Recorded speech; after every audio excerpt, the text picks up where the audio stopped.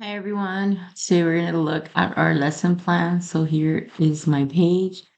I'm going to go to lesson plan, which I already think. Okay, here we go. So I have a description of what I will talk about. I have the warm up, the Google Slides, stations, station A, B, and station C, and then the assessment form. I would start my students off with this warm up. Um, And then I would also provide this video that would be like for students who maybe miss a lesson or need a more just solution problems. Here would be the three questions that I would have students select. Again, they can access it through here or the link. Then here would be the lesson. Obviously, we would expand for the lesson throughout the lesson. It starts off with something we know, and then students are expected to follow along. So it's an interactive lesson.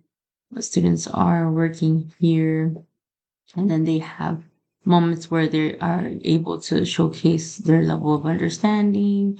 And it goes, I'm going to move to properties, which are very important in mathematics, especially when solving these type of equations. And then I'm gonna skip on over towards real life problems, which will then just make something more like something towards what students um may deem important.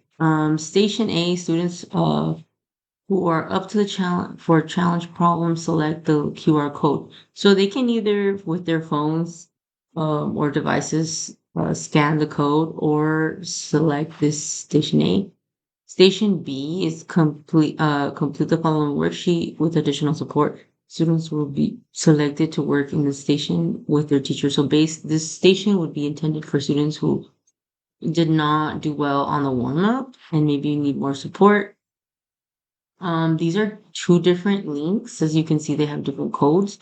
And then station C would be the pair deck challenge problems, which will be obviously if a student is done with station A and station B. This is more like formative if students are willing to push themselves to move forward. Everybody will be expected to, but not every will encouraged. And this is what the quizzes will look like. So obviously if you select this, you start with their name.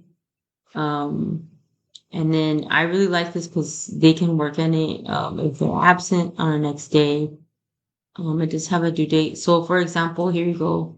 If they solve this, obviously, let's just pretend that we get it wrong. So if we do -3, it has a explanation and it allows them to reattempt or go on to the next question. If they reattempt, they allowed to. So that is that. All right, moving forward again. Station C. So station C, this is where students are going to be working in pairs. And station A students are encouraged to be leaders.